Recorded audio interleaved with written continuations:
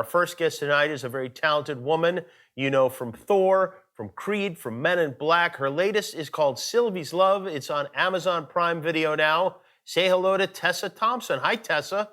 How are you? Hey, Jimmy. I'm well, thanks. How are you?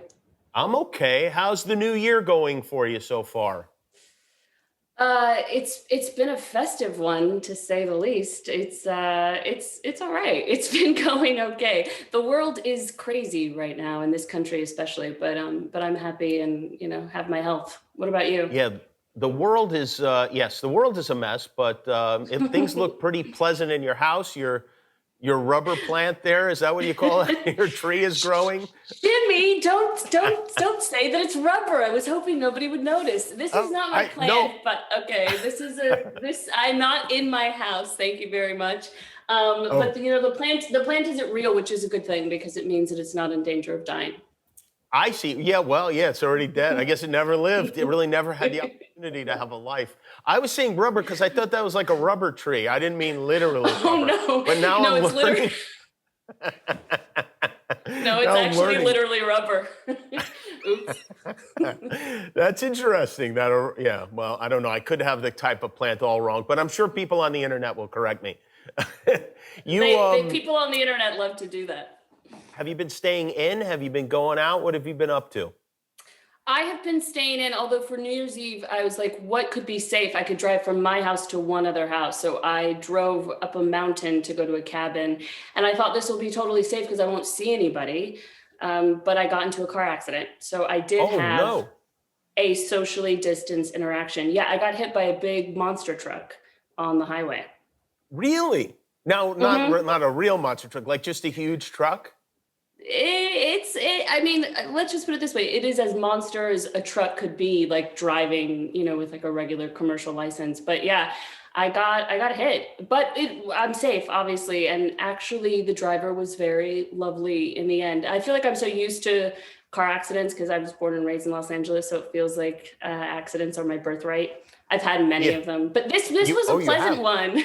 Yeah, I think, after this year, there's such gratitude at being alive that it was sort of the sweetest, loveliest accident of all the ones I've had in a way, because we were both like, and also it made total sense. It's the only way to end this year would be to get into a car accident. Can I tell you something? It sounds like the beginning of a romantic film, really.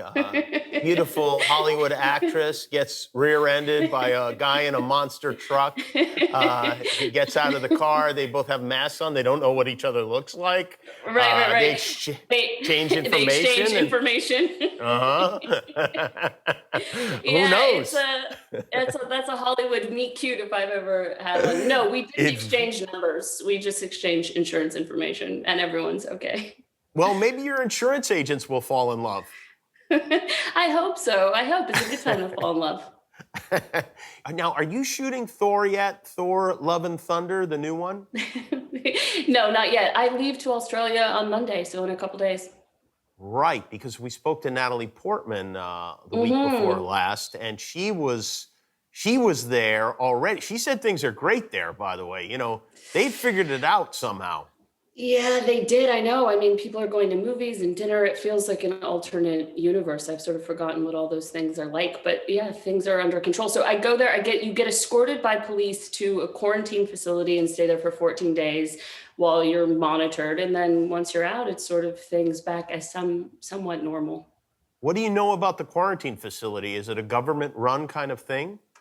Yes, they're all government-run. You don't get any treatment just because you happen to be in movies. Like, you go to a government place and you hang out. I think the only thing that I get potentially because it's Marvel is they're going to send me a piece of workout equipment just because I have to be in like a superhero costume. But otherwise, otherwise I'm just going to be hanging out. I don't know what the place is like. But I'm grateful. It feels a little bit like survivor's remorse leaving, especially I'm here in Los Angeles and the numbers are crazy. It's 1 in 5 people right now have COVID. So it feels kind of dangerous.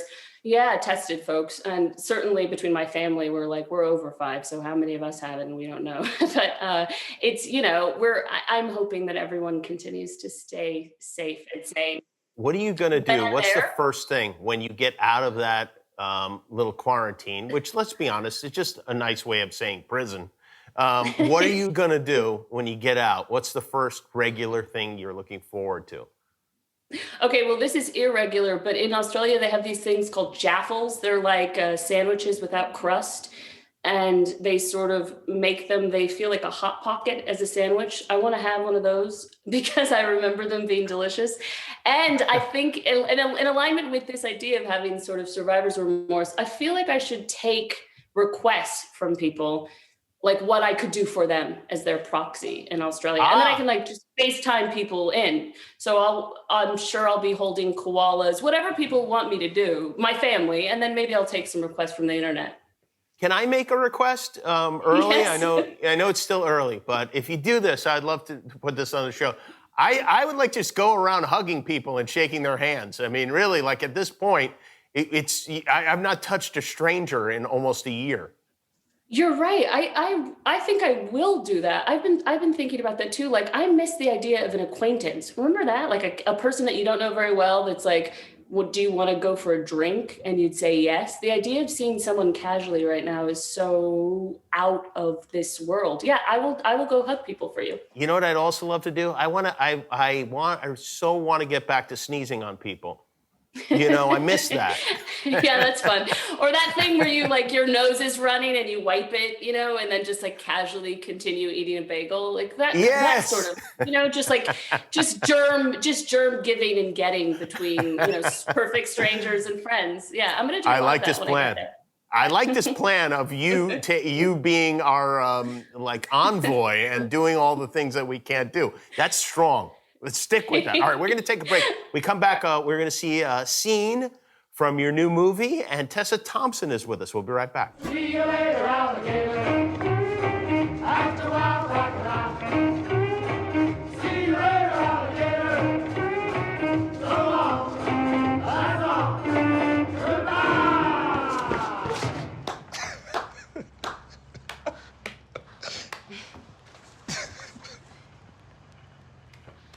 Okay, I was just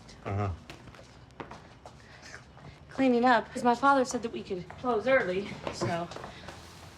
I'm just gonna.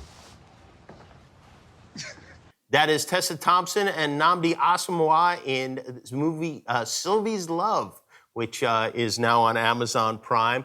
And Nnamdi is not only a former NFL player, but husband of Kerry Washington, which, you knew that, right? He mentioned that? Yeah, he did mention that. And Kerry and I are friends. And actually, Kerry and I were doing a movie, I think, when they first were falling in love. I didn't know that was the person, but it ended up right. being He was driving a monster truck, and I think he hit her pretty good in the bumper. Yeah, and then he gave her a rubber plant as an apology. Tell us what the movie's about. Give us a little overview, if you will. The movie is sort of one of those sprawling epic love stories about these two folks that fall in love. Sylvie, who I play, who works at her dad's record store, and this young, aspiring saxophone player, Robert, and they fall in love sort of at the wrong time. And it's about their sort of trials and tribulations as they eventually come together. Does Nnamdi did he play the saxophone before? Does he really play the saxophone? He does really play the saxophone in the film, but he didn't before. He spent a year learning. Yeah, that's a funny thing when you have to learn to play the instrument and then at the level and then really, like, well, your dad's a musician, right? Yeah, he is. And actually, he started on the saxophone. And yeah, so that was sort of his beginning instrument. And in fact, my debut as an actor was playing the saxophone. That's why I actually mentioned that, because we have a little clip of your acting debut.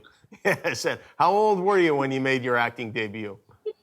I think I was 5, but it was just something casually my dad was doing, and he just popped me in there because I was his daughter. I wasn't acting, and I didn't act again until much later, but that was my official debut. Let's take a look. Hey, Dad, can I play the saxophone this time, please? All right.